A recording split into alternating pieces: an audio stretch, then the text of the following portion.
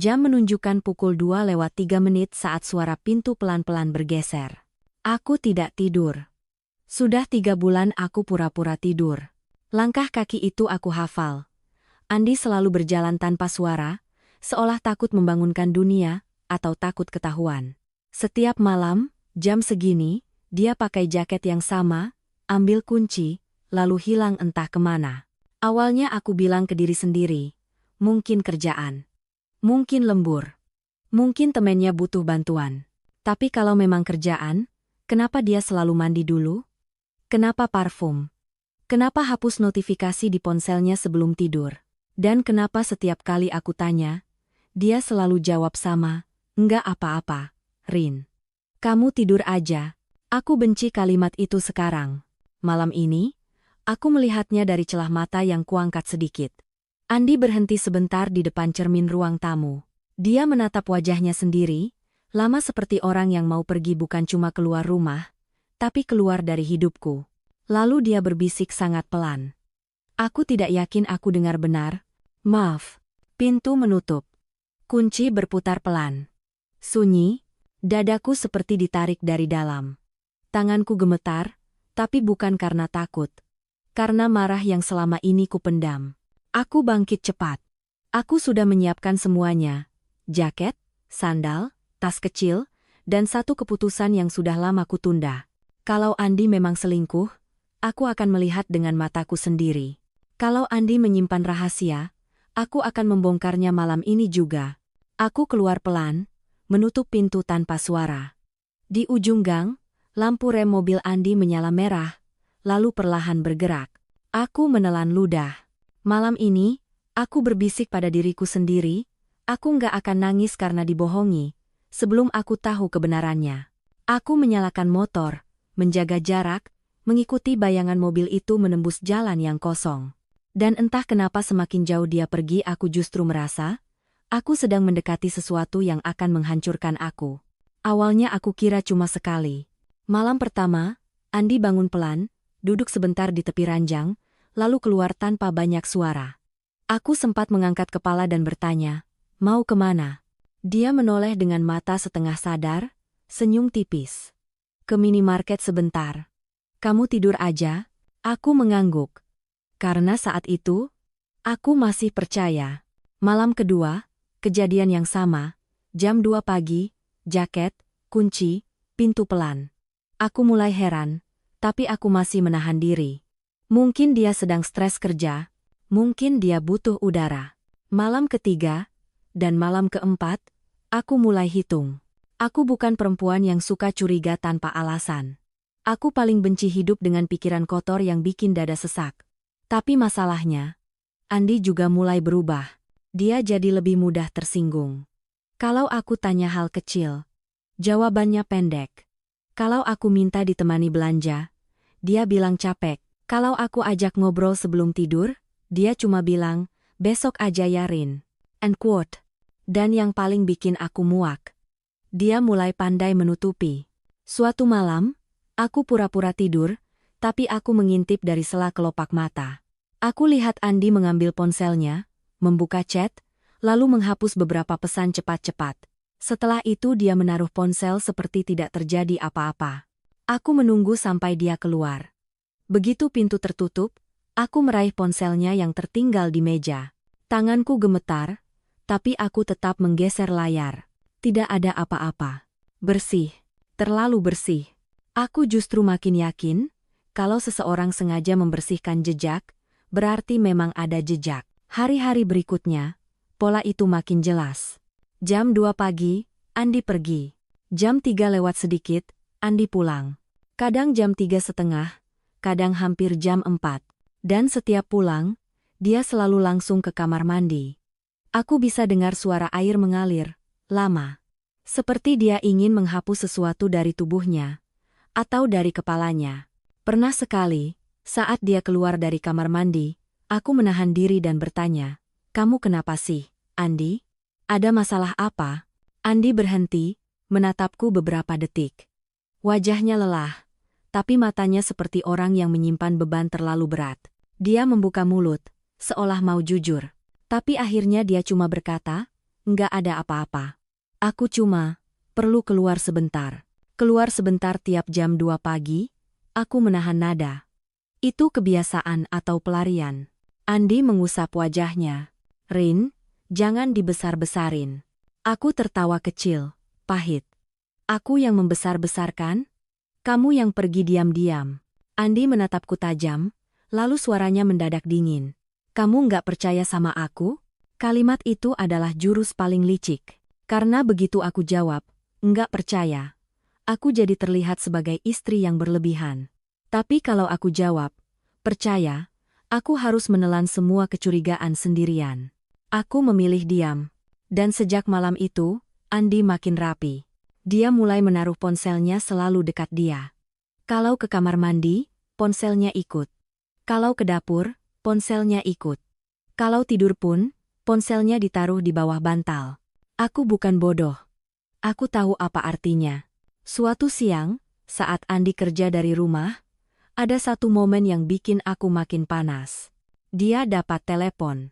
Bukan telepon biasa, dia langsung berdiri, berjalan ke balkon, menutup pintu kaca, dan bicara pelan. Aku tidak bisa dengar jelas. Tapi aku melihat ekspresinya. Muka tegang, alis mengernyit. Sesekali dia menutup mata seperti menahan emosi. Lalu dia mengangguk berkali-kali. Seperti orang yang tidak punya pilihan selain berkata iya. Ketika dia masuk lagi, aku pura-pura sibuk menyapu. Siapa? Tanyaku. Andi menjawab terlalu cepat. Teman kantor. Teman kantor? Aku menatapnya. Kok serius banget? Andi mengangkat bahu. Masalah kerja. Aku mengangguk pelan, tapi dalam hati aku menuliskan satu kalimat besar. Dia bohong. Malamnya, aku tidak langsung tidur.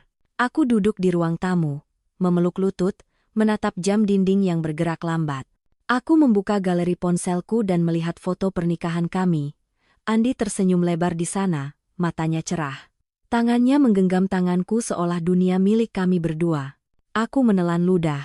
Kalau dia selingkuh, kalau benar ada perempuan lain, aku tidak tahu apa yang paling sakit, kehilangan dia, atau menyadari aku hidup dengan orang yang bisa membohongiku tiap malam. Jam menunjukkan 01,58. Aku mendengar kasur berderit. Lalu suara yang sudah jadi alarm di kepalaku. Kunci beradu pelan. Aku berdiri. Kali ini aku tidak bersembunyi di balik pura-pura tidur. Aku menatap pintu kamar saat Andi keluar. Dia melihatku berdiri di ruang tamu dan berhenti. Rin, kok belum tidur? Aku menahan suara. Aku bisa tanya satu hal enggak? Andi menghela napas, seperti sudah menyiapkan jawaban. Apa? Aku menatap matanya, mencoba menangkap sisa kejujuran di sana. Kamu pergi jam 2 pagi itu, sebenarnya kemana? Andi menelan ludah. Dan untuk sepersekian detik aku melihat ketakutan di wajahnya. Bukan takut ketahuan selingkuh, tapi takut. Aku ikut. Pagi itu aku tidak sanggup bersikap normal. Andi sudah berangkat kerja seperti biasa mencium keningku cepat, lalu pergi. Seolah semalam tidak ada apa-apa. Seolah aku tidak melihat ketakutan kecil di matanya ketika aku tanya, kamu kemana? Begitu pintu tertutup, aku langsung menghubungi satu orang yang paling tahu aku kalau aku mulai retak. Siska. Siska sahabatku sejak kuliah. Dia tipe cewek yang kalau dengar masalah, dia tidak langsung menasihati. Dia tanya detail, lalu memotong drama yang enggak perlu. Kami ketemu di warung kopi kecil dekat kantor dia. Tempatnya sederhana, tapi aku suka karena ramai jadi aku tidak merasa sendirian dengan kepalaku sendiri. Begitu aku duduk, Siska menatapku, lalu langsung berkata, "Oke. Kamu kelihatan kayak orang yang semalaman enggak napas." Aku tertawa kecil yang tidak lucu. Aku enggak tidur. Kenapa? Siska mencondongkan badan. Andi lagi-lagi? Aku mengangguk pelan. Tanganku memegang gelas, tapi panasnya tidak terasa. Yang terasa cuma perih di dada. Dia keluar jam 2 pagi, kataku. Lagi. It's not Kalaida. Siska menyipitkan mata. Masih. 3 bulan, kan? Ya. Aku menelan ludah, dan dia makin rapi. Ponselnya dibawa kemana-mana. Notifikasi dihapus. Pulang mandi lama banget. Siska diam beberapa detik, lalu bertanya pelan, kamu pernah cek? Apakah dia ketemu orang? Aku menunduk. Aku pernah pegang ponselnya pas dia lupa. Bersih. Siska mengangkat alis. Bersih itu justru red flag. Orang normal ponselnya berantakan. Aku mengangguk. Lalu aku mengeluarkan ponselku sendiri.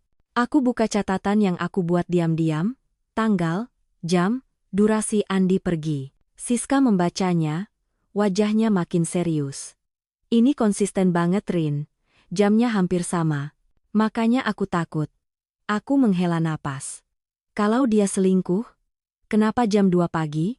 Kenapa bukan habis kerja? Kenapa nggak weekend? Siska menatapku tajam. Selingkuh itu kadang justru pakai jam yang aneh biar kelihatan tidak mungkin. Kalimat itu membuat tenggorokanku panas. Aku menggigit bibir. Aku nggak mau jadi istri yang paranoid.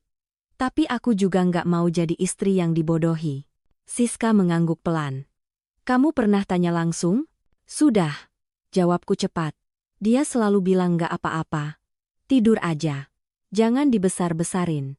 Bahkan semalam, aku lihat dia takut waktu aku tanya. Siska mengetuk meja pelan. Takut kenapa? Aku menggeleng. Aku nggak tahu. Itu yang bikin aku makin gila. Siska memandangku lama, lalu menarik napas. Oke, Rin. Aku akan ngomong jujur. Oke, Rin. Aku menarik napas. Dari semua tanda yang kamu sebut, semuanya mengarah ke satu hal. Ada orang lain. Dadaku seperti dijatuhkan. Aku mencoba tertawa, tapi suaranya justru pecah. Aku juga mikir gitu. Siska menyentuh tanganku sebentar. Tapi, jangan hanya berhenti di dugaan. Kalau kamu mau selamat, kamu butuh bukti. Bukan buat perang doang, tapi buat kamu bisa mengambil keputusan tanpa menyesal. Aku menelan ludah. Bukti gimana? Siska mengangkat jari satu. Pertama, kamu harus tahu dia kemana. Lokasi. Itsma Dar Gergari. Aku menatapnya. Aku pernah coba ikut, tapi takut ketahuan. Siska mengangguk. Makanya kamu butuh strategi. Kedua, kamu harus tahu siapa yang dia temui. Kalau dia beneran selingkuh, pasti ada pola komunikasi. Entah chat yang dihapus, entah panggilan, entah transaksi. Aku menatap Siska, jantungku berdegup. Transaksi? Siska mengangguk. Kadang orang lupa satu hal, rekening, mutasi, e-wallet, parkir, tol. Semua ninggalin jejak. Aku terpaku. Selama ini aku fokus pada ponsel Andi. Tapi aku lupa, hidup bukan cuma ponsel. Hidup adalah jejak kecil yang tidak bisa dihapus semudah chat. Siska menatapku serius. Rin, kamu mau bertahan atau mau tahu? Aku menelan ludah. Aku mau tahu. Siska mengangguk. Kalau gitu, kamu harus siap sama apapun hasilnya. Aku menatap gelas kopi yang sudah dingin. Aku berusaha membayangkan Andi dengan perempuan lain. Tanganku langsung bergetar. Aku nggak siap, aku berbisik.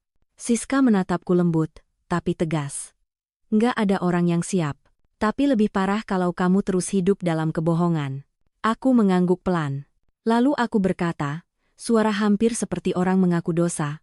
Aku takut, kalau ternyata bukan selingkuh, tapi hal yang lebih gelap. Siska mengernyit. Lebih gelap kayak apa?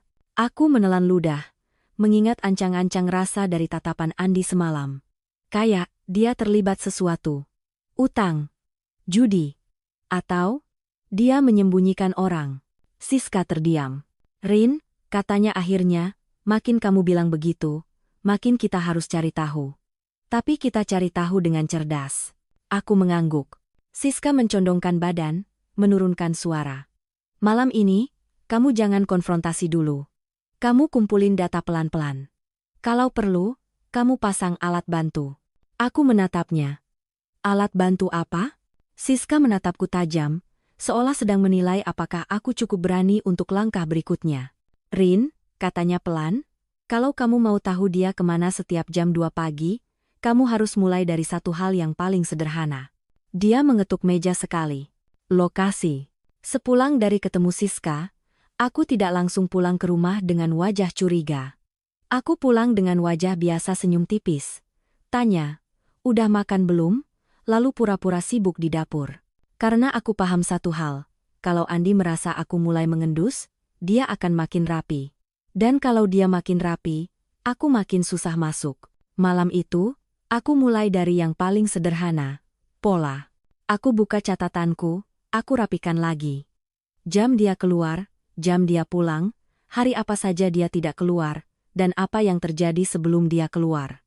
Aku cari pemicu. Anehnya, setiap kali Andi keluar jam 2 pagi, siangnya dia selalu terlihat lebih tegang, lebih banyak diam. Dan selalu ada satu kebiasaan kecil, dia mengecek dompetnya berkali-kali, seperti memastikan sesuatu ada di sana. Aku menahan diri untuk tidak menuduh. Aku hanya mengamati. Saat Andi masuk kamar mandi, aku menatap meja tempat dia biasa menaruh kunci mobil. Ada gantungan kunci kecil berbentuk lingkaran. Aku memperhatikan bekas goresan halus di pinggirnya seolah ada benda lain yang sering digesekkan di situ. Kalau aku mau pasang sesuatu, inilah momen yang paling aman. Tapi aku tidak gegabah. Aku bukan tipe yang asal nekat lalu ketahuan. Aku tipe yang memastikan jalan keluar dulu sebelum masuk lorong sempit. Aku ambil ponsel. Buka akun bank kami yang memang masih satu akses keluarga. Andi tidak melarang, karena dari dulu kami percaya. Dan justru itu yang dia lupa. Kepercayaan meninggalkan pintu terbuka. Aku cek mutasi. Tidak ada transfer aneh yang besar. Tapi ada pola kecil yang membuat alisku naik. Setiap 2 atau 3 malam sekali, ada transaksi minimarket sekitar jam 03,15. Nominalnya kecil, tapi konsisten. Aku menatap layar. Kalau Andi hanya keluar sebentar, kenapa selalu belanja jam segitu, dan kenapa tiap belanja, lokasinya bukan minimarket dekat rumah? Aku menghela napas pelan. Aku kembali ke ruang tamu, duduk, dan memikirkan kata Siska, lokasi. Aku tidak punya akses GPS mobil. Tapi aku punya akses ke satu hal yang Andi tidak curigai. Motor tuaku, yang sudah biasa aku pakai. Kalau aku harus mengejar, aku butuh jarak, bukan adu cepat. Aku menyiapkan helm, masker, jaket. Lalu aku menyiapkan hal paling penting. Alasan. Aku harus punya alasan kenapa aku bangun jam 2 pagi kalau ketahuan. Jadi aku siapkan botol minum dan obat sakit kepala di meja, biar terlihat seperti aku memang tidak enak badan dan bolak-balik minum. Langkah berikutnya lebih berat. Alat bantu. Aku tidak suka kata pasang GPS terdengar seperti memata-matai. Tapi di titik ini, aku sudah terlalu lama menelan tidur aja sampai rasanya aku yang jadi bodoh. Aku pergi sebentar ke minimarket dekat rumah beli baterai, beli permen, dan satu benda kecil yang bisa diselipkan diam-diam. Aku tidak perlu yang canggih. Aku cuma butuh penanda lokasi yang bisa kucek sebentar. Sampai di rumah, Andi sedang menonton televisi dengan volume kecil. Dia menoleh. "Kamu dari mana?" Aku mengangkat kantong belanja. "Beli camilan." Kepala aku agak pusing. Andi mengangguk cepat, seperti lega aku tidak menanyakan hal lain. "Minum obat ya?" Aku tersenyum kecil. "Iya." "Meka satumu." Malam makin larut, Andi masuk kamar duluan. Aku ikut, tapi aku sengaja mematikan lampu lebih cepat, pura-pura tidur. Jam menunjukkan 01,55. Aku mendengar napas Andi berubah. Dia bangun pelan, aku menahan napas. Dia berdiri, meraih ponsel, lalu bergerak keluar kamar. Begitu langkahnya menjauh, aku membuka mata. Aku keluar pelan, menjaga jarak, mengintip dari balik dinding. Andi berdiri di ruang tamu, menatap meja, mengambil sesuatu dari laci benda kecil yang mengilap, seperti kunci cadangan. Lalu dia memasukkan ke saku jaketnya. Dia menoleh ke arah kamar sebentar, memastikan aku tidur. Lalu dia berjalan ke pintu. "Ini momenku." Aku bergerak cepat tapi tanpa suara. Aku mendekat ke area kunci mobil, aku sudah hafal posisinya. Aku menyelipkan benda kecil itu ke tempat yang tidak mencolok, lalu aku mundur lagi, seperti hantu yang tidak boleh meninggalkan jejak. Pintu terbuka. Andi keluar. Pintu menutup. Dan kali ini, aku tidak menunggu. Aku mengambil ponselku, membuka aplikasi penanda lokasi. Titik kecil muncul bergerak perlahan. Aku menelan ludah. Berarti benar. Dia pergi. Dan sekarang aku punya satu hal yang belum pernah aku punya selama 3 bulan ini. Arah. Titik itu bergerak melewati jalan utama, keluar dari area rumah kami, menuju daerah yang jarang aku lewati. Aku mengenakan jaket, meraih helm, dan berbisik pada diri sendiri. Rina, kamu jangan lemah sekarang. Aku menyalakan motor. Aku mengikuti bukan dengan nekat menempel di belakang, tapi dengan jarak yang aman, sambil sesekali mengecek titik itu. Dan saat titik itu berhenti di satu lokasi yang jauh dari pusat kota di area yang gelap, sepi, dan tidak masuk akal untuk minimarket, tenggorokanku langsung kering. Karena nama jalan di layar ponselku membuat tubuhku mendadak dingin. Jalan Kenanga. Daerah pinggiran kota, yang orang-orang bilang tempat, yang tidak ingin kamu datangi sendirian tengah malam. Aku menelan ludah. Kalau ini selingkuh, kenapa di sini? Dan kalau bukan selingkuh? Aku takut jawabannya lebih buruk. Aku mengendarai motor pelan, menjaga jarak seperti bayangan yang tidak boleh terlihat. Jalanan jam 2 pagi itu aneh kosong, tapi terasa seperti banyak mata. Lampu jalan beberapa mati, beberapa berkedip, dan suara mesinku terdengar terlalu keras di telingaku sendiri. Di layar ponsel, titik kecil itu bergerak stabil. Bukan muter-muter cari tempat, bukan mampir-mampir. Dia tahu persis kemana dia mau. Itu yang bikin aku makin takut. Kalau orang selingkuh biasanya cari aman, cari hotel, cari tempat ramai yang bisa menyamarkan. Tapi Andi menuju pinggiran kota. Jalan Kenanga, daerah yang bahkan aku jarang lewati siang-siang. Aku menelan ludah, lalu memperlambat laju. Dari jauh aku melihat lampu rem mobil Andi menyala. Dia belok ke jalan sempit, masuk gang yang kanan kirinya pagar seng dan rumah-rumah tua. Aku tidak langsung masuk. Aku berhenti sebentar di ujung, mematikan mesin, lalu mendorong motor pelan supaya tidak bersuara. Jantungku berdetak keras. Tangan dingin. Aku mengintip dari balik tembok. Mobil Andi bergerak pelan, lalu berhenti di depan satu rumah yang catnya pudar. Rumah itu bukan rumah mewah, bahkan terlihat hampir kosong. Halamannya sempit, ada pohon mangga tua, dan lampu terasnya redup sekali seperti sengaja dibuat redup supaya tidak menarik perhatian. Andi keluar dari mobil dengan langkah cepat. Dia tidak melihat kiri kanan seperti orang takut ketahuan selingkuh. Dia justru melihat ke arah pintu rumah itu seperti orang ingin memastikan sesuatu masih ada. Aku menahan napas. Dia mengetuk pintu. Bukan ketukan keras, ketukan pelan, berulang, seperti sandi. Pintu terbuka sedikit. Ada bayangan seseorang di dalam. Aku tidak bisa lihat wajahnya jelas, cuma siluet. Andi langsung masuk, dan pintu menutup lagi. Aku membeku. Apa ini? Bisikku. Kenapa rumah tua begini? Aku membuka ponsel, memperbesar titik lokasi. Titiknya berhenti tepat di rumah itu. Tidak bergerak. Aku harus mendekat. Aku melangkah pelan, menuntun motor ke tempat yang lebih aman, menyelipkannya di balik pagar rumah kosong beberapa meter dari situ. Aku tidak mau motor terlihat. Karena kalau Andi keluar dan melihat motor yang tidak dikenal, habis aku. Setelah itu aku berjalan kaki, menempel tembok, langkahku pelan-pelan seperti pencuri. Aku merasa bodoh, tapi aku lebih takut jadi bodoh yang dibohongi. Semakin dekat, aku mulai mendengar suara. Bukan tawa, bukan musik, tapi suara orang batuk, batuk panjang, berat, seperti orang tua yang paru-parunya lemah. Aku berhenti. Batuk itu disusul suara Andi. Pelan, "Bu, minum dulu." Aku membeku. "Bu?" Kata itu menghantam kepalaku seperti palu. Aku menelan ludah. Bu itu siapa? Ibu siapa? Jangan-jangan, ibu dari perempuan yang dia temui?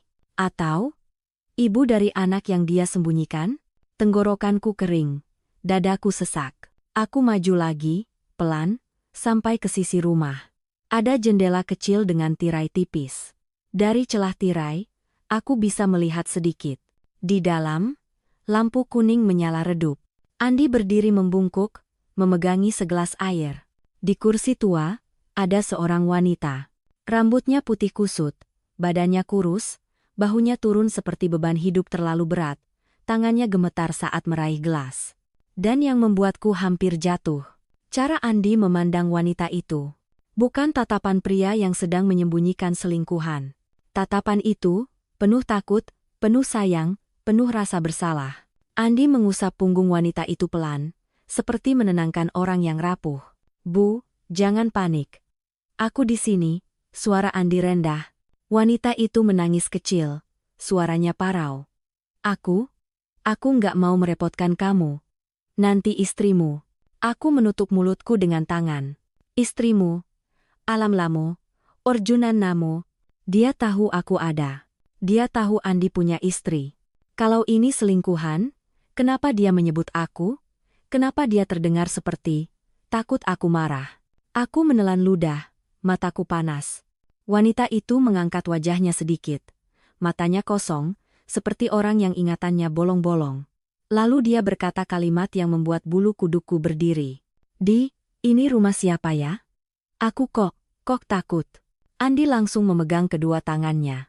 Ini rumah aman, Bu. Ini rumah Tante Ningsih. Ingat? Aku yang sewa kamar ini buat ibu. Ibu. Andi menyebutnya, ibu. Aku memundurkan kepala sedikit. Napasku tercekat. Kepalaku berputar. Andi tidak pernah bilang dia punya ibu yang harus dirawat tengah malam. Karena setahuku, ibu Andi sudah meninggal sejak dia kecil. Itu yang dia ceritakan padaku. Itu yang dia pegang sebagai luka hidupnya. Aku merasa lututku lemas. Tapi aku memaksa diri tetap berdiri. Aku ingin lari. Tapi aku juga ingin masuk dan teriak. Di dalam rumah, Andi membuka tas kecil. Dia mengeluarkan obat, termometer, dan satu bungkus bubur. Dia menyuapi wanita itu pelan-pelan. Wanita itu seperti anak kecil. Kadang menolak, kadang lupa, kadang menangis. Andi sabar. Sabar yang selama ini jarang aku lihat di rumah. Dan entah kenapa, itu malah menyakitkanku.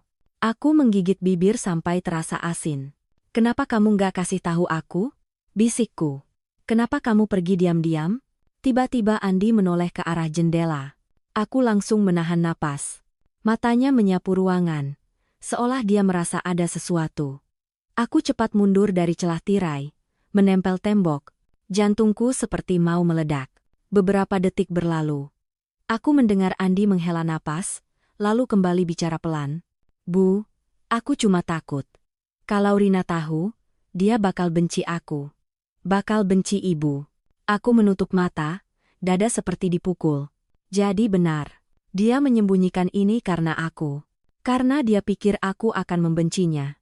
Dan pada saat itulah, pikiranku meledak dalam dua arah sekaligus. Satu sisi ingin marah karena dibohongi 3 bulan. Satu sisi ingin menangis karena aku baru sadar.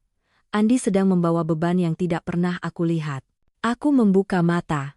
Tapi sebelum aku sempat memutuskan apa yang harus aku lakukan, aku mendengar suara kursi berderit di dalam, lalu suara wanita itu meninggi, panik. Jangan bawa aku lagi, jangan bawa aku ke sana. Andi buru-buru menenangkan. Bu, ini bukan rumah sakit. Ini aman. Wanita itu meronta kecil. Aku takut sama laki-laki itu, yang marah-marah. Aku membeku. Laki-laki itu siapa? Dan kenapa wanita ini takut? Aku merasa ada rahasia lain yang lebih dalam dari sekadar Andi merawat seseorang. Aku menelan ludah, menatap pintu rumah itu. Malam ini, aku datang untuk membuktikan selingkuh. Tapi yang aku temukan, bisa jadi masa lalu yang lebih gelap. Dan aku tahu, aku tidak bisa cuma mengintip lagi. Aku harus masuk. Aku berdiri di luar tembok rumah itu, dengan dada naik turun seperti habis lari jauh. Padahal yang kulakukan cuma menahan diri agar tidak masuk dan menghancurkan semuanya. Di dalam, suara Andi masih terdengar pelan, menenangkan. Ibu, tarik napas, pelan. Ini aku.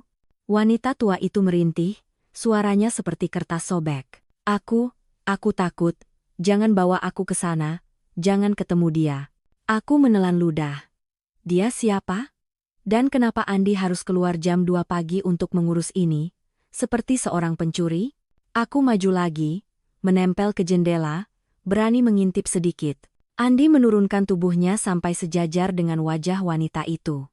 Dia memegang kedua tangan tua itu, lalu menempelkannya ke pipinya seperti anak kecil yang minta diyakinkan. Tenang, Bu, aku janji. Aku nggak akan biarin siapapun nyakitin ibu lagi. Ifor formandak zam. Distare. Kalimat itu bikin tenggorokanku tercekat. Nggak akan biarin lagi. Berarti dulu pernah terjadi sesuatu. Wanita itu menatap Andi kosong, lalu bibirnya gemetar. Kamu, siapa ya? Andi membeku sejenak, aku melihat matanya berkaca, tapi dia tersenyum, menahan sakitnya sendiri. Aku Andi, Bu, anak ibu. Wanita itu mengernyit, seperti mencoba mengingat. Andi, Andi. Lalu tiba-tiba dia tersenyum kecil, rapuh. Kamu? Kamu mirip bapakmu?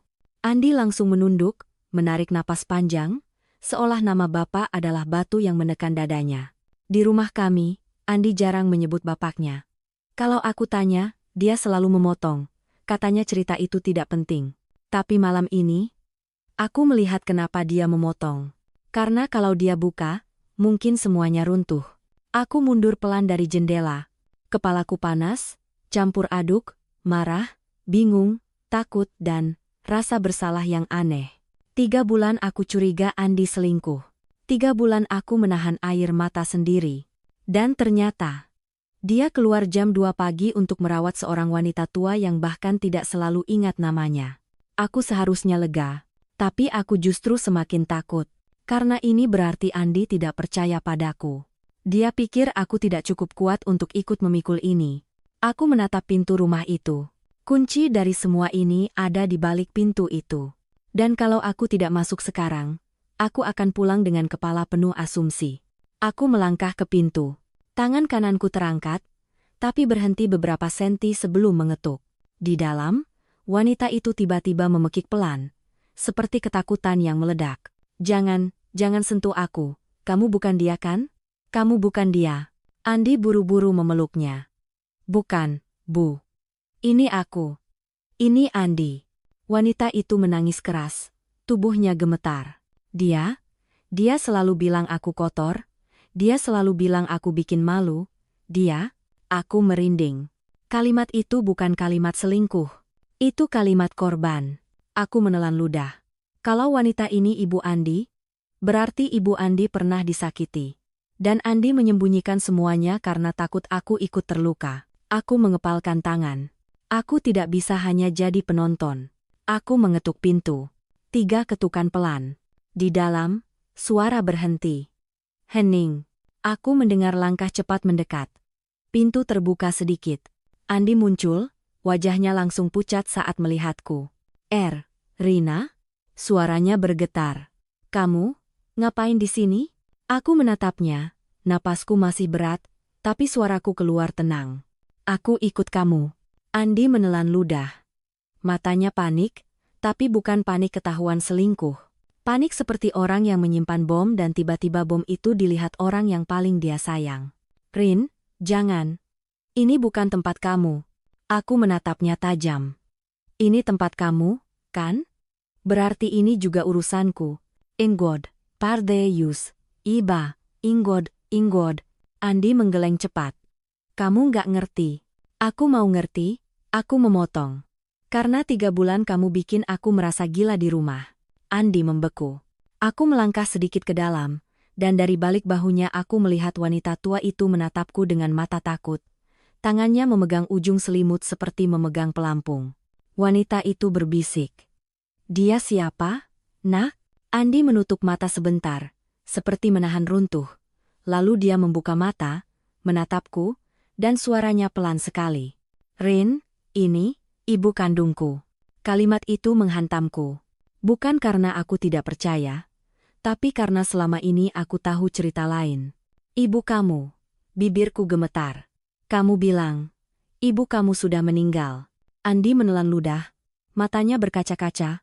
Aku kira, aku juga. Aku menatapnya, bingung. Maksudnya? Andi menarik napas, suaranya pecah. Aku pikir dia sudah nggak ada. Aku baru tahu dia masih hidup 3 bulan lalu. Aku menatap wanita itu lagi. Wanita itu memandangku polos, lalu tersenyum kecil, seperti anak kecil yang ingin diterima. Aku merasa mataku panas. Andi memegang lenganku, lirih. Rin, aku takut kamu salah paham. Aku tertawa kecil, tapi isinya pahit. Aku sudah salah paham 3 bulan. Kamu baru mikir takut sekarang. Andi menunduk. Aku malu. Malu kenapa? Suaraku meninggi sedikit. Tapi aku tahan agar tidak jadi teriak. Andi menatap wanita tua itu, lalu kembali ke aku.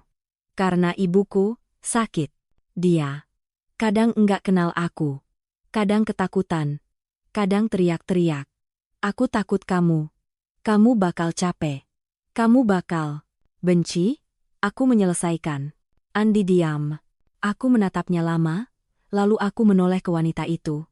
Aku melangkah perlahan mendekat. Tidak agresif, supaya dia tidak panik. Halo, Bu, kataku lembut. Saya Rina, istri Andi. Wanita itu menatapku, matanya berkedip-kedip. Istri. Lalu dia tersenyum kecil. Cantik. Aku hampir menangis di situ. Andi menatapku dengan campuran lega dan takut. Tapi sebelum suasana itu benar-benar jadi hangat, wanita tua itu tiba-tiba menegang lagi, seperti ingat sesuatu. Dia menatap Andi, lalu berbisik ketakutan, Dia tahu aku di sini enggak? Andi membeku. Aku menatap Andi. Dia siapa? Andi menelan ludah. Wajahnya kembali gelap. Dan aku tahu, ini belum selesai. Ini baru pintu pertama. Karena rahasia Andi bukan cuma tentang ibu kandungnya yang masih hidup. Ada seseorang di luar sana, yang wanita itu takuti. Dan Andi keluar jam 2 pagi bukan cuma untuk merawat, tapi untuk menyembunyikan ibu itu dari seseorang. Aku menatap Andi dengan mata yang sudah capek menebak. Dia siapa? Tanyaku lagi, lebih pelan, tapi lebih tajam. Andi menutup pintu sedikit, seperti refleks. Bukan mau mengusirku, lebih seperti mau menutup dunia luar supaya suara ini tidak keluar. Wanita tua itu ibunya menarik selimut sampai ke dada. Matanya menatap pintu, lalu menatap Andi, lalu menatapku, seperti anak kecil yang takut dimarahi orang dewasa. Andi menelan ludah. Rin, jangan keras-keras. Ibu mudah panik. Aku mengangguk, menurunkan volume suaraku. Tapi aku tidak menurunkan pertanyaanku. Kenapa ibu takut? Aku menunjuk halus ke arah wanita itu. Dan kenapa kamu sembunyiin dia dari dia? Andi memejamkan mata. Aku bisa lihat rahangnya mengencang, seperti menahan nama yang paling dia benci. Bapak, jawabnya akhirnya. Aku membeku. Bapak kamu? Andi mengangguk pelan, matanya berkaca. Bapakku masih hidup. Kepalaku langsung berputar. Selama ini, Andi selalu cerita bapaknya sudah lama pergi, tidak ada kabar. Tapi dia tidak pernah bilang bapaknya masih hidup dan cukup kuat sampai bisa jadi ancaman. Aku menatap wanita tua itu. Bapak itu, nyari ibu? Wanita tua itu gemetar, lalu berbisik, jangan bilang, nanti dia datang. Dia marah. Aku menelan ludah, lalu menatap Andi. Andi, kenapa kamu nggak cerita dari awal? Andi tertawa kecil yang sakit. Karena aku juga baru tahu semuanya. Aku mengangkat alis.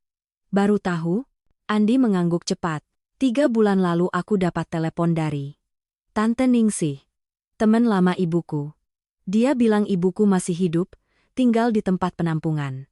Sakit. Kadang hilang ingatan. Kadang ketakutan. Aku menatap sekeliling rumah tua itu perabot seadanya.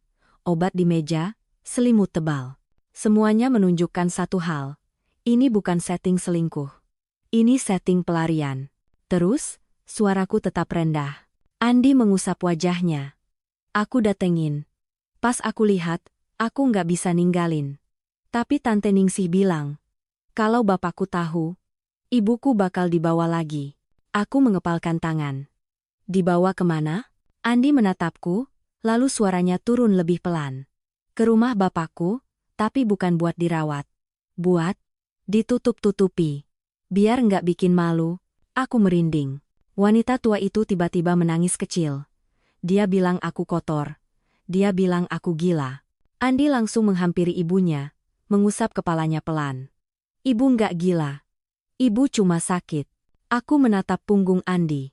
Ada kemarahan yang naik di dadaku, bukan ke Andi, tapi ke semua orang yang membuat seorang ibu merasa dirinya kotor karena sakit.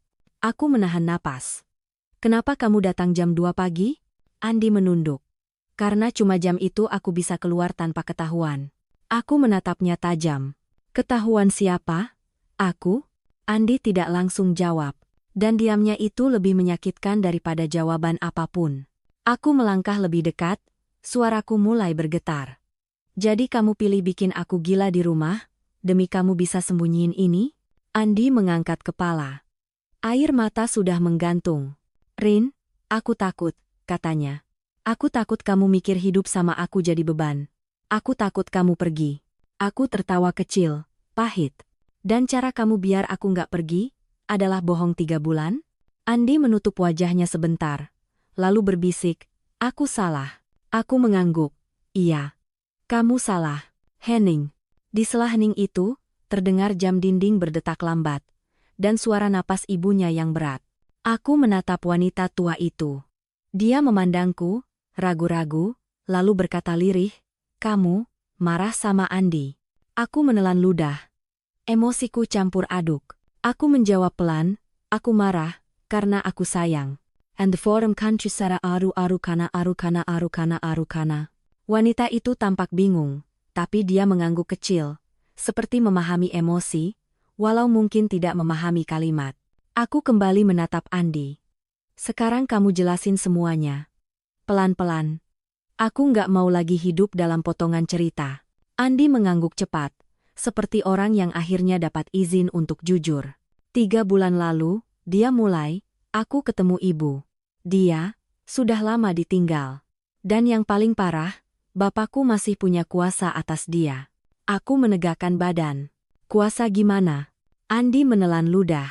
Di atas kertas, ibu masih istrinya, dan bapakku punya uang, punya orang, punya cara. Aku merasakan bulu kudukku berdiri.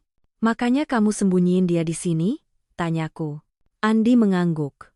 Aku sewa kamar di rumah Tante Ningsih. Dia yang bantu jagain siang. Aku yang datang malam, bawain obat, cek keadaan, karena ibu sering panik kalau sendirian. Aku menatap jam di dinding. Aku mulai mengerti kenapa harus jam 2 pagi. Jam sepi. Jam aman. Jam tidak ada tetangga kepo. Tapi tetap saja, aku menahan emosi. Dan kamu nggak kepikiran ajak aku? Kamu anggap aku selemah itu? Andi menggeleng cepat. Bukan lemah. Justru, aku tahu kamu kuat. Dan aku takut kamu ikut kena. Aku menyipitkan mata. Kena apa? Andi menatap pintu, seolah bayangan bapaknya bisa muncul kapan saja. Kena masalah, suaranya serak. Bapakku itu, kalau sudah marah, dia nggak mikir. Dan dia masih nyari ibuku. Aku menatapnya tajam. Dia sudah pernah datang? Andi mengangguk pelan. Pernah. Sekali. 2 minggu lalu. Dia ngikutin mobilku sampai dekat sini. Aku sadar. Aku putar balik. Sejak itu aku makin hati-hati. Aku merasakan dingin merambat ke tulang. Jadi ancaman itu nyata.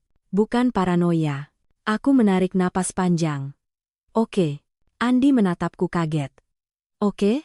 Aku mengangguk, menahan tangan yang gemetar. Aku nggak akan teriak-teriak sekarang. Tapi kamu juga nggak akan bohong lagi. Aku menatap ibunya.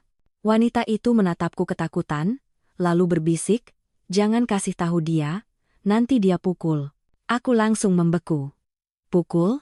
Andi menutup mata, air mata akhirnya jatuh. Iya Rin, aku menahan napas. Bapakku pernah memukul ibu. Andi mengangguk, suaranya pecah. Dulu, waktu aku kecil, makanya ibu lari, makanya dia disembunyiin. Dan makanya aku, nggak mau bapakku nemuin dia. Aku menutup mulutku dengan tangan. Ada rasa panas naik ke mata, aku datang ke sini untuk membuktikan selingkuh. Tapi aku menemukan kekerasan yang disimpan bertahun-tahun. Aku menurunkan tangan, menatap Andi dengan mata basah tapi tegas. Mulai malam ini, kataku, kamu nggak sendirian. Andi menatapku, seperti tidak percaya. Aku menambahkan, pelan tapi pasti, tapi kamu juga harus siap. Karena kalau bapakmu benar masih nyari, kita harus bikin rencana. Bukan cuma sembunyi. Di dalam rumah tua itu, untuk pertama kalinya sejak aku datang, Andi tidak terlihat seperti orang yang lari. Dia terlihat seperti orang yang akhirnya punya teman. Dan tepat saat itu, ponsel Andi bergetar. Dia melihat layar. Wajahnya langsung berubah pucat. Aku menatapnya. Siapa? Andi menelan ludah. Bapak, aku membeku. Andi mengangkat ponsel itu, tangannya gemetar. Andi berbisik, dia tahu. Andi memegang ponselnya seperti memegang pisau yang mengarah ke leher sendiri. Nama Bapak di layar itu membuat seluruh ruangan mendadak dingin. Aku refleks melangkah lebih dekat, bukan untuk merebut ponsel tapi untuk memastikan Andi tidak sendirian menelan racun ini. Angkat? Tanyaku pelan. Andi menggeleng cepat. Kalau aku angkat, dia bakal pastiin. Dia bakal nyari sampai ketemu. Di kursi, wanita tua itu menegang. Matanya menatap ponsel seperti melihat hantu. Bibirnya bergetar. Jangan. Jangan. Dia berbisik. Andi mematikan nada dering, lalu menaruh ponsel di meja dengan tangan gemetar. Rin. Katanya serak. Ini alasan kenapa aku nggak berani cerita. Karena begitu orang itu tahu aku masih cari ibu, dia bakal datang. Aku menahan napas, berusaha tetap stabil. Oke. Kita bahas satu persatu. Aku perlu paham semuanya. Andi mengangguk, lalu menatap wanita tua itu. Suaranya melunak. Bu, ini Rina. Dia baik. Ibu aman. Wanita itu menatapku lagi. Ada rasa takut, tapi ada juga rasa penasaran. Seperti anak kecil yang ingin percaya, tapi terlalu sering dikecewakan. Aku duduk perlahan di bangku kecil di dekatnya, menjaga jarak aman. Bu, boleh saya pegang tangan ibu? Wanita itu ragu sebentar, lalu mengulurkan tangan pelan. Tangannya dingin, tulangnya menonjol. Aku memegangnya lembut, dan aku merasakan getaran halus bukan karena marah, tapi karena trauma. Andi mengusap wajahnya, lalu menarik napas panjang, seperti membuka pintu yang selama ini dia kunci rapat. Aku cerita dari awal, katanya. Tahun lalu, sebelum nikah sama kamu, Andi menatapku, aku dapat kabar dari keluarga, ibuku meninggal waktu aku kecil. Aku hidup sama bapak. Aku percaya itu sampai dewasa. Aku mengernyit. Kamu nggak pernah lihat makamnya? Andi tersenyum pahit. Bapakku bilang, jangan ganggu. Katanya, ibuku pergi membawa malu. Katanya, ibuku rusak. Aku percaya, karena aku kecil. Wanita tua itu tiba-tiba mengangkat wajah, matanya kosong, tapi suaranya pelan sekali. Aku, rusak? Andi cepat menunduk ke ibunya, memegang kedua tangannya. Enggak, Bu. Bukan. Itu bohong. Aku merasakan tenggorokanku panas. Andi melanjutkan, 3 bulan lalu, Tante Ningsih telepon. Dia bilang, ibumu masih hidup. Aku kira itu penipuan, tapi dia sebut nama kecilku, yang cuma ibuku yang pernah panggil. Aku menatap Andi. Nama kecil. Andi menelan ludah. Dule. Aku melihat reaksi wanita tua itu. Seperti ada sesuatu yang menyala sebentar di mata yang redup. Dule. Wanita itu mengulang pelan, lalu menatap Andi lama. Dule. Jangan nangis. Andi membeku. Aku juga membeku. Karena kalimat itu bukan kalimat orang asing. Itu kalimat ibu yang pernah mengusap kepala anaknya. Andi menutup mulutnya, air matanya jatuh tanpa izin. Rin, cuma ibuku yang panggil aku Dule. Aku bahkan lupa, sampai dia bilang. Wanita tua itu meremas tanganku pelan, lalu bibirnya gemetar. Dule. Sudah besar. Andi jatuh berlutut di depan ibunya, memegang lutut wanita itu seperti anak kecil yang pulang setelah tersesat jauh. Ibu, ini aku. Wanita itu mengusap kepala Andi dengan tangan gemetar, gerakannya pelan, tapi jelas. Dan di detik itu, semua cerita ibunya sudah meninggal runtuh tanpa perlu dokumen. Aku menelan ludah, mataku panas, tapi aku menahan diri. Ini momen mereka. Andi menarik napas, lalu menatapku, suaranya parau. Waktu aku ketemu Tante Ningsih, dia kasih aku ini. Dia membuka dompetnya, mengeluarkan foto lama yang sudah pudar, dilapisi plastik bening. Foto seorang wanita muda wajahnya mirip wanita tua di kursi itu, hanya lebih cerah. Di sampingnya, ada bocah kecil dengan senyum lebar. Andi menunjuk bocah itu. Ini aku. Tanganku gemetar saat menerima foto itu. Aku menatap wanita tua itu, lalu menatap foto. Bentuk mata, garis bibir semuanya sama. Tidak mungkin ini kebetulan. Andi mengeluarkan satu benda lagi, Gelang rumah sakit yang sudah lusuh, disimpan rapi. Namanya tertulis samar, tapi masih terbaca. Nama Ibu Andi. Aku mengangkat kepala, menatap Andi pelan. Jadi, selama ini, kamu yakin ibumu meninggal, padahal dia disembunyikan. Andi mengangguk, wajahnya penuh marah yang tertahan. Bapakku bilang ibuku mati. Padahal ibuku dibawa pergi. Diputus dari semua orang. Dan sekarang, dia sakit. Lupa-lupa. Tapi tiap malam dia panik. Takut bapakku datang. And Conderson dan Nandia Rose. Wanita tua itu tiba-tiba merintih. Dia pakai cincin. Dia marah. Aku merasakan jari-jariku dingin. Andi memeluk ibunya pelan. Aku janji, Bu. Aku nggak akan balikin ibu ke dia. Aku menatap Andi, suara keluar pelan, tapi mantap. Aku percaya sekarang. Andi menatapku seperti mau runtuh. Kamu, nggak benci? Aku menggeleng. Air mata akhirnya jatuh. Aku marah karena kamu bohong. Tapi aku nggak benci. Aku menghapus air mata cepat, lalu menatap ponsel Andi yang masih di meja. Notifikasi itu seperti bom yang belum meledak. Aku cuma mau tahu satu hal, kataku. Bapakmu telepon, artinya dia curiga. Dia dekat. Andi mengangguk pelan, suaranya rendah. Iya. Aku menarik napas, lalu menggenggam tangan Andi. Kalau gitu, kataku, mulai sekarang, ini bukan rahasia kamu sendirian.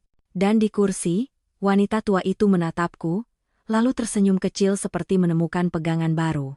Rina. Dia berbisik, seolah nama itu pernah dia dengar di mimpi. Baik. Aku menelan ludah, menahan tangis. Karena malam ini, dunia memang berubah. Bukan karena aku menemukan perselingkuhan, tapi karena aku menemukan keluarga yang disembunyikan. Aku menarik kursi lebih dekat ke Andi, tapi tetap menjaga jarak dari ibunya. Aku tidak mau salah gerak dan membuat beliau panik lagi. Sekarang kamu cerita semuanya, kataku pelan, sampai aku paham. Jangan ada yang dipotong. Andi mengangguk, lalu menatap ponselnya yang tadi berdering. Ia mematikannya total. Seolah menutup pintu untuk satu musuh. Namanya Bu Wati, katanya, menunjuk wanita tua itu dengan pandangan yang lembut. Ibu kandungku. Bu Wati menatap Andi, lalu menatapku. Matanya berkedip lambat. Wati? Dia mengulang, seperti namanya sendiri pun kadang terasa asing. Andi menelan ludah. Dokter bilang, ibu mulai Alzheimer. Bukan yang langsung lupa semua, tapi yang bolong-bolong. Kadang ingat masa kecil, kadang lupa sekarang. Kadang aku jadi Andi, kadang aku jadi orang asing. Aku merasakan dada mengencang.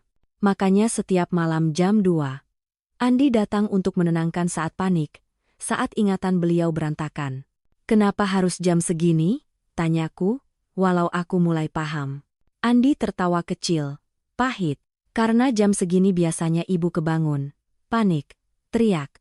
Tante Ningsih yang jagain siang dia udah tua juga, Rin. Kalau malam, dia nggak kuat. Dan kalau ibu panik sendirian, aku takut dia kabur. Action Barwa, Bu Wati tiba-tiba berbisik. Jangan keluar. Nanti. Gelap. Andi langsung meraih tangannya, mengusap pelan. Iya, Bu. Enggak keluar. Aku menatap cara Andi menenangkan ibunya. Pelan, sabar, penuh latihan. Cara orang yang sudah melakukan ini berulang kali, aku menahan napas. 3 bulan kamu jalanin ini sendirian? Andi mengangguk. Aku. Malu, Rin. Malu karena apa? Suaraku naik sedikit, lalu kutahan lagi. Andi menatap lantai. Malu karena aku ini suami kamu, tapi aku nggak bisa jadi laki-laki yang normal. Malu karena keluargaku berantakan. Malu karena ibuku sakit. Aku mengepalkan tangan. Itu bukan alasan buat bohong. Aku tahu, Andi buru-buru berkata. Aku salah. Tapi, aku juga takut. Takut apa? Andi menghela napas panjang, lalu matanya menatapku dengan jujur yang terlambat. Takut kamu melihat aku, dan merasa aku membawa masalah seumur hidup. Aku terdiam. Bukan karena aku setuju, tapi karena aku sadar, ketakutan itu nyata bagi banyak orang. Ketakutan bahwa cinta punya batas, bahwa pasangan bisa pergi saat hidup jadi berat. Aku menelan ludah. Terus soal bapakmu? Andi mendadak kaku. Otot rahangnya menegang. Bapakku namanya Surya, katanya pelan. Dia, orang yang selalu terlihat baik di depan orang. Tapi di rumah, dia neraka. Bu Wati langsung menegang. Napasnya cepat. Surya. Dia berbisik. Jangan sebut, jangan. Aku meraih selimut dan menutupkan sedikit ke bahu Bu Wati, mencoba membuatnya merasa aman. Enggak apa-apa, Bu, kita pelan. Andi menatap ibunya dengan mata merah. Aku enggak mau ibu takut. Tapi Rin harus tahu. Aku mengangguk. Lanjut. Andi menarik napas, lalu bercerita seperti orang membuka luka lama yang sudah mengering tapi masih perih. Waktu aku kecil, aku sering lihat bapakku marah. Hal-hal kecil bisa bikin dia meledak. Piring jatuh, nasi kurang hangat, suara tetangga, apapun. Dan kalau dia marah, dia nggak cuma teriak. Aku merasakan jantungku turun. Dia pukul ibu, Andi melanjutkan, suaranya serak. Kadang di depan aku, Bu Wati menangis kecil, tapi tidak keras. Tangisnya seperti kebiasaan lama. Andi buru-buru memegang tangan ibunya. Maaf, Bu. Maaf. Aku menatap Andi, marahku bergeser. Marah pada orang yang tidak ada di sini, orang yang membuat luka ini. Terus, tanyaku pelan. Andi menelan ludah. Suatu malam, ibu kabur. Bawa aku, tapi cuma sampai ujung gang. Ibu bilang lari, tapi aku takut. Aku nangis. Dan Surya datang. Dia tarik aku. Ibu jatuh. Bu Wati berbisik, aku jatuh. Andi mengangguk ke ibunya, air mata jatuh. Iya, Bu. Aku ingat. Aku menutup mata sebentar. Membayangkan. Rasanya seperti menonton film yang terlalu kejam untuk nyata. Anda bilang, aku membuka mata, kamu yakin ibu kamu meninggal, karena Surya bilang begitu. Andi mengangguk. Setelah itu, ibu hilang. Surya bilang ibu kabur sama laki-laki lain. Lalu beberapa tahun kemudian, dia bilang ibu meninggal. Aku nggak punya siapa-siapa untuk membantah. Keluarga Surya semua mendukung dia. Aku merasakan amarah mendidih. Dan ternyata ibu hidup di tempat penampungan? Iya, Andi mengangguk. Tante Ningsih nemu ibu beberapa tahun lalu. Tapi ibu makin hari makin lupa. Tante Ningsih takut Surya tahu. Karena Surya masih punya kuasa.